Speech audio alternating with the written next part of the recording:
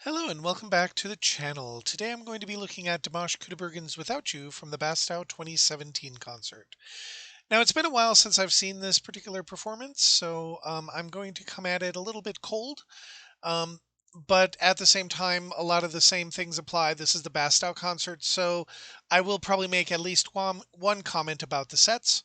One comment about the staging and a whole bunch of other stuff like that. But again, if you have information that would help me understand this and help everybody else understand this, please put that information into the comments section. This is our little community to grow our knowledge of the artists that I choose to show on this channel, and that you also provide for me in the comments as suggestions. So with that, I'm just going to get started, and please leave your comments below, and let's begin.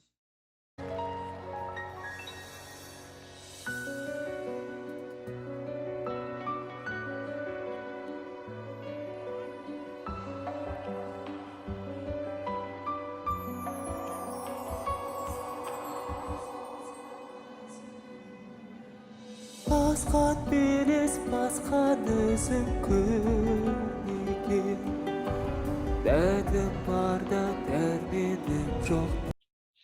So I know I just stopped in the middle of a phrase, and I normally don't do that, but I just want to point out where the microphone is.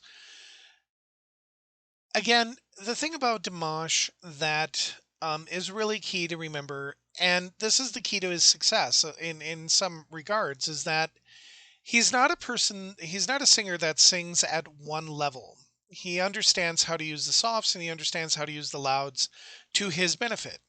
And so his technique is such that he can bring everything really, really low and then bring everything super, super loud. And he knows all the spaces in between. And so that range of volume is something that helps us become invested in the performance.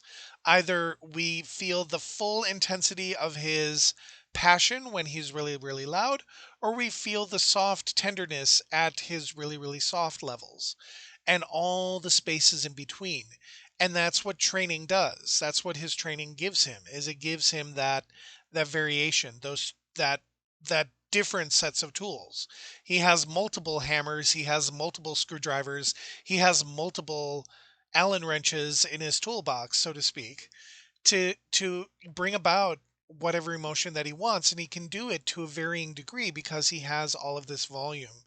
And this mic here, the way he's holding the mic here, shows me that right now, one, he's confident enough to sing really, really softly in front of a large crowd, and two, that his sound engineer he and his sound engineer are just like this, because that takes a lot of effort. And I know to make sure that all the volume levels are right. And I did a reaction to Earth Song. It's not on here because it got blocked and I just took it down.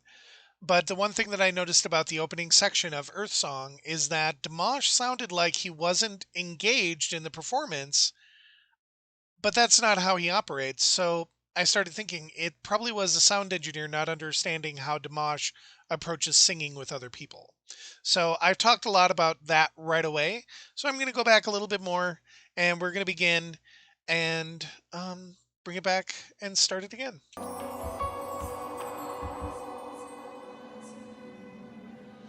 Басқан белес басқан өзің көнеге дәтім барда дәрменім жоқ деуде.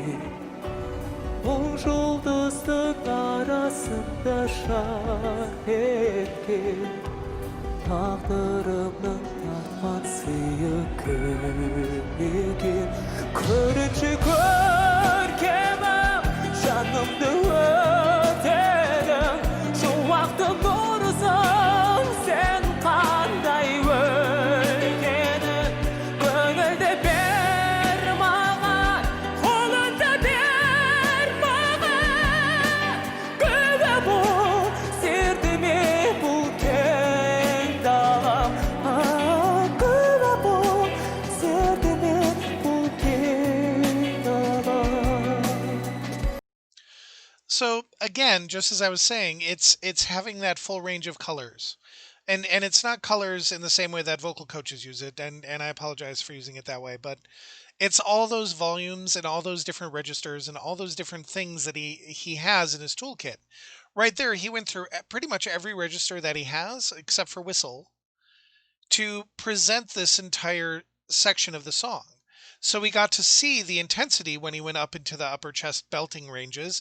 We felt the tenderness when he went into the falsettos, and we saw him bring it back down as he added more breath to his singing. And those sorts of things help keep our attention because we're always listening for the next phrase to come about because we know what it should sound like in our minds because we if we're reading the subtitles or if we're there, we know what we're hearing. And so we know what the emotion is. And even if we didn't have that, the way that he's coloring all of this stuff and the way that he's using volume and pitch and the registers of his voices help even tell people who don't know what the language is sort of the emotional intensity of this.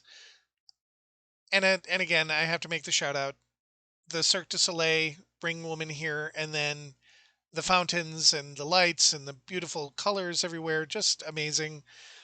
Always Bastau, you never disappoint. So I'll take it back a couple of seconds and then we'll continue on.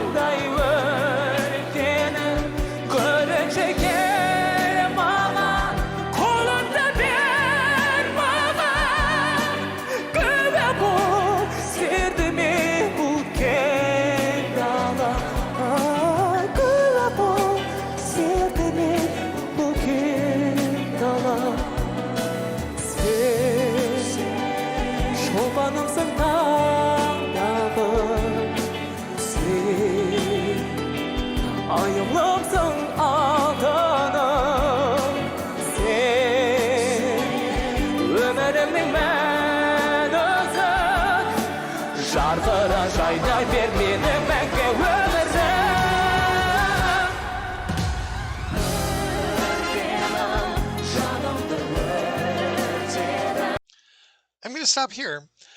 It just dawned on me. I do watch a lot of reaction channels. That's how I actually got into this, and I watch a lot of reactions, and it's very interesting because I grew up in the 1980s. That was my teenage years in the 90s, and it's very interesting to watch people who were born in the late 80s on forward when a good bridge in a song happens, this sort of this moment in the middle of the song where the melody changes and it moves you from the first two verses and choruses into the final chorus or verse and chorus.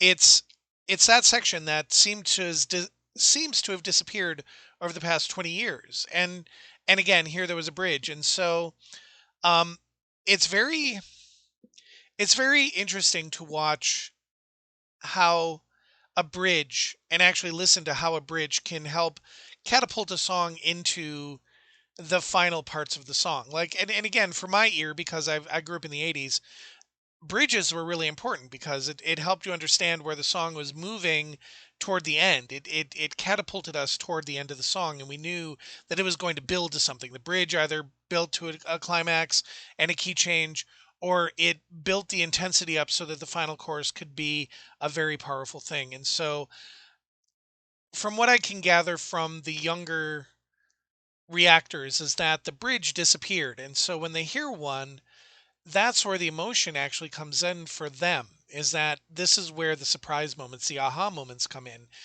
is in that bridge. And so Dimash just did a bridge. And it's really great to listen to that because again, bridges don't match necessarily completely with the choruses or the verses that come before them. It's not that it can stand alone, but it is separate from the melodies of the other parts of the song. And again, it helps catapult us toward the end of the song, and it helps prepare us for the climaxes in the song. And at the end of the bridge, there was a minor climax where there was a whole bunch of triplet staccatos that went on, and it was beautiful. And this is the stuff that makes a lot of the Korean and Eastern performers and Dimash and the Russians and a lot of the other people that are coming out of there, they're harkening back to all of those more I don't older school song structures because they do create that emotional tenor that listeners want to have. So I blathered on about that. Again, this is my opinion about that, but if you want to take some time and put something in the comments about that, please feel free to. Like it's a reaction. I can be wrong. It's an opinion, but this is what I'm hearing. So let's continue.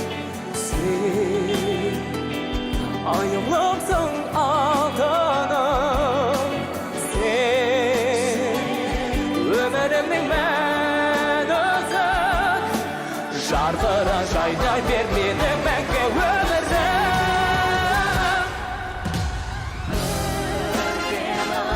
Canımdı ötürəm Şu vaxtın olsun Sen qandar ötürəm Gönlümü yer mağam Olundu ber mağam Kuyla bu sevdimi bu I stopped a lot here, but there was some. I was just listening to the backup singers, and there was something missing in there for some reason, and then they jazzed it up a little bit, and it was beautiful. Like the last notes of this bridge from or this moment from them, the as we come out of the bridge, it was sort of nice having those notes in there.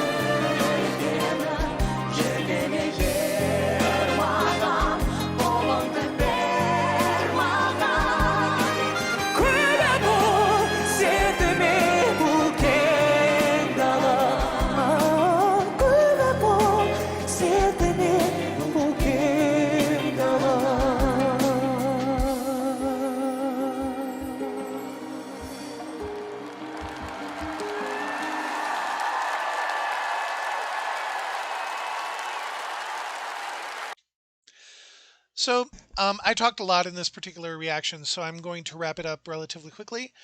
Please feel free to tell me what you like in the comments about this particular performance, what sections of the performance you really, really appreciated. I do talk a lot in these reactions, and it's my style. I'm not one of those people that emotionally responds to songs. I'm a person who listens to it as a person who would want to perform it at some particular point. Not because I can perform it, but that in my mind I'm listening to it in terms of what I would do to mimic what he does. And so I'm processing it in a different place. So with that, I'm going to let you guys go. You guys write your comments in the spaces below. Timestamp spaces in the song that really struck you and start conversations. This is where you can build your community, like I said in the intro. And please just enjoy this time that we have because we get to see so many great things out here on the YouTube land. And just really, it's amazing to see all this sort of stuff. So with that, I'm going to let you guys go. Enjoy your weekend or wherever it is that you are in time and space. And whatever else happens, just as always, be safe.